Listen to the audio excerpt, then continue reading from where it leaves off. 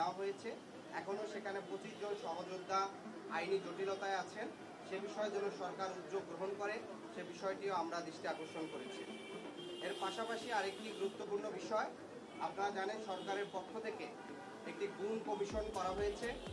গতকালকে আন্তর্জাতিক গুম প্রতিরোধ দিবস ছিল এবং সেই গুম কমিশন স্পষ্টভাবে উল্লেখ করেছে গত 15 বছর ধরে বাংলাদেশে যে বিচার বহির্ভূত হত্যাকাণ্ড গুম খুন হয়েছে সেখানে রাষ্ট্রীয় বিভিন্ন সংস্থার বিষয়ে তারা অভিযোগ আনছেন এবং প্রতিবেদনে উল্লেখ করেছেন।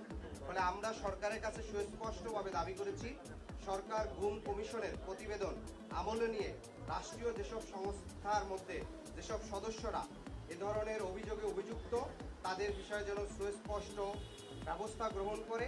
এবং একই সাথে আমরা যে বিষয়টি আশঙ্কা করছি যে বাংলাদেশের গত 15 বছরে যে নির্বাচনগুলো হয়েছিল সেই নির্বাচনগুলোতে আমরা দেখেছিলাম রাষ্ট্রীয় সংস্থা বিভিন্নভাবে প্রভাবিত করার চেষ্টা করত।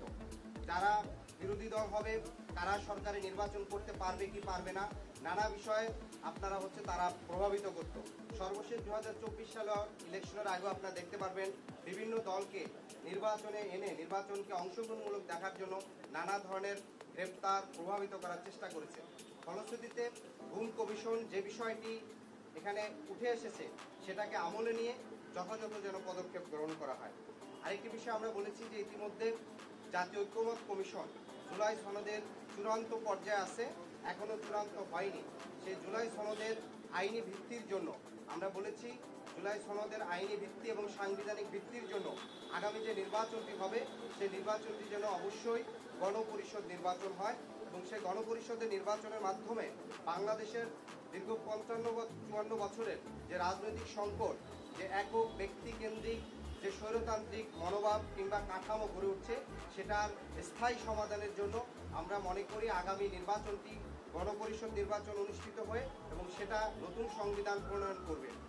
একই সাথে আমরা দেখেছি বর্তমান যে নির্বাচন কমিশন আছে এই কমিশন গঠনের সময় আমরা তখন নাগরিক কমিটির পক্ষ থেকে প্রতিবাদ জানিয়েছিলাম এবং এখনও আমরা প্রধান উপদেষ্টার দৃষ্টি আকর্ষণ করছি সে বিষয় যে নির্বাচন কমিশন তাদের সক্ষমতা এবং নিরপেক্ষতার বিষয় যেন প্রধান উপদেষ্টা ভূমিকা রাখেন।